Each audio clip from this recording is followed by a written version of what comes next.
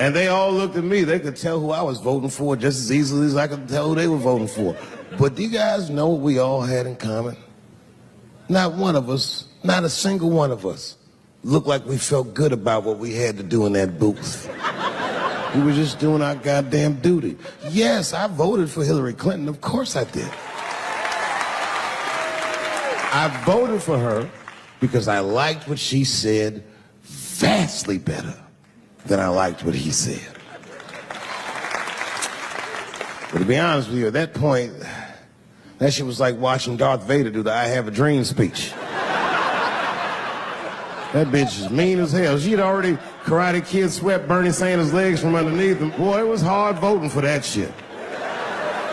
But it was the lesser of the evils. I know you were a Clinton supporter, Miss I. I'm sorry for her. But it didn't feel as good as it should have. She was gonna be our first woman president. They were gonna make coins out of this bitch.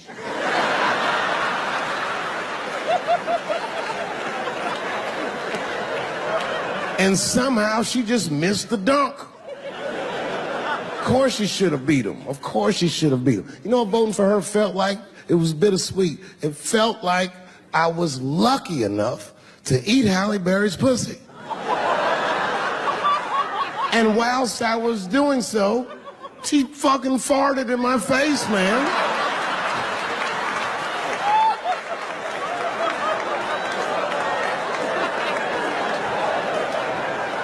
Now you understand, I'd still do it. But boy, I wish she didn't fart in this great nation's face. I voted that day, and then that same day I flew to New York City. I had work. That night I was in a comedy club in New York, and I said to an audience almost exactly what I just said to you. And I didn't know that there was a journalist in the room. And this journalist wrote an article. The headline of the article said, Dave Chappelle is an avid. Yeah, I had no idea the paper said that. And you know how I found out? My wife called me from Ohio the next morning in a goddamn panic. David, what the fuck is going on in New York? I said, I'm being good, but what have you heard?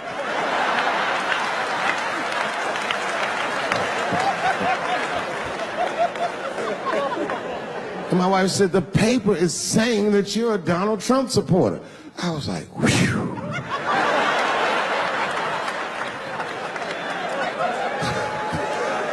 I said, don't worry about that shit, baby. Nobody in their right mind would believe that. And she said, no, David, people believe it. And then she started reading the comments to me. Oh, they were terrible. All these black people call me all kinds of Uncle Toms and shit. I should tell you, buddy, this is a very serious allegation from one black to another. I was incensed. Uncle Tom? How am I Uncle Tom, nigga? You the one that reads The Observer? Anyway, all this shit goes down around, and now Trump is the president, and I'm hosting Saturday Night Live.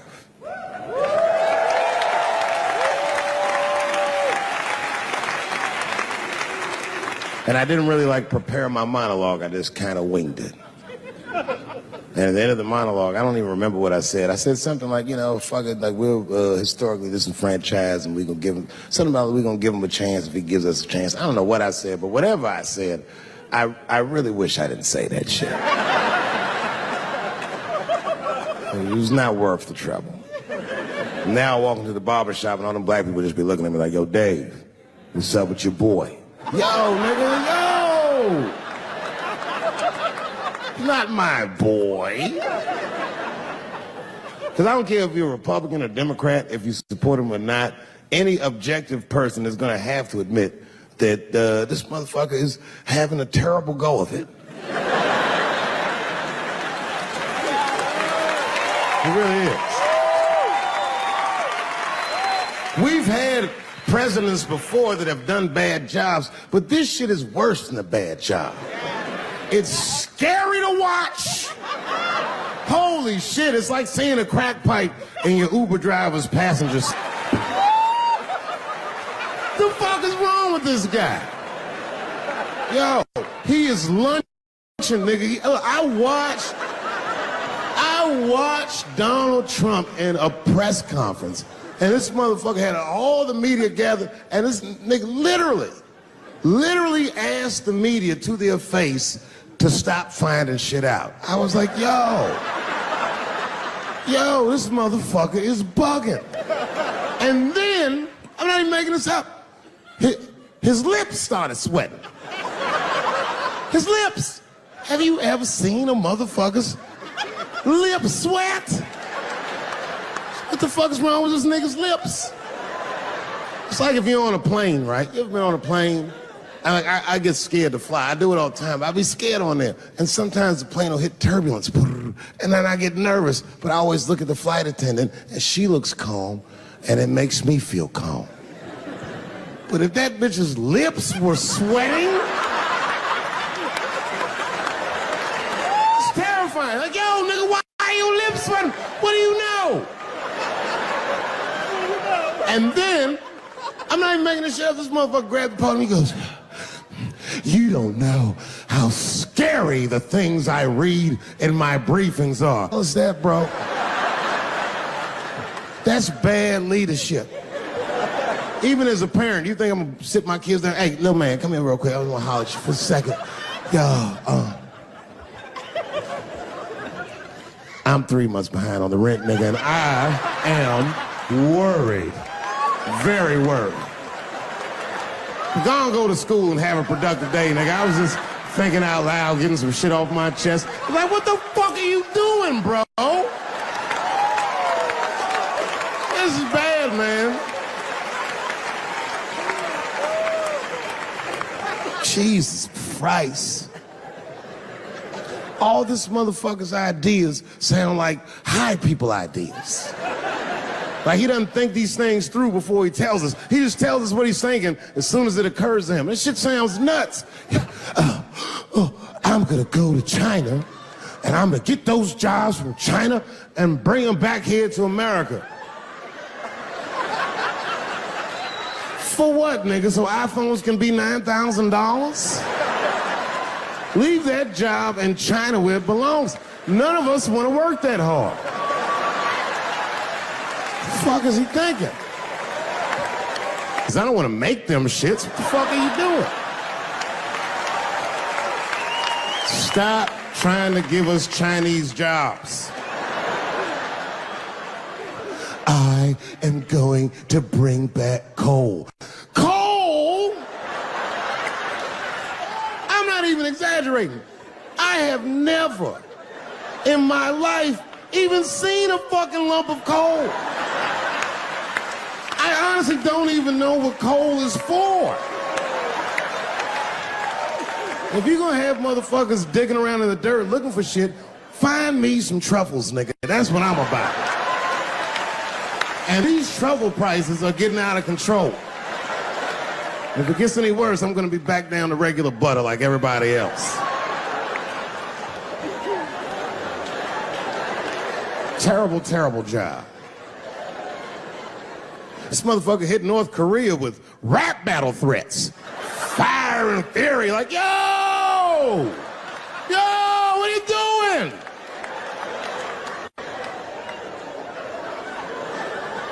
It's fucking Korea, man. Kim Jong-un is a scary motherfucker. He might be as crazy as Trump. Some scary shit. And if you one of them naive motherfuckers that thinks that a war with Korea is gonna be easy, then you don't play Call of Duty at 3 a.m. like I do. Because that's when the Koreans play.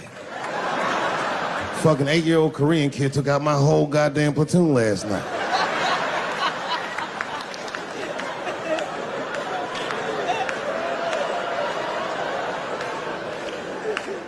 I've never seen somebody in the office so high with the most just basic fucking solutions. Like, you know, we should not let any more Muslims in the country till we can figure out what's going on. Did he just say, figure out what's going on? Who doesn't know how to do basic math? Let's count it out, okay? There's been 17 mass shootings in the United States. 4 of them were done by Muslims. None of those 4 Muslims were from any of the 7 countries in your stupid ass original band.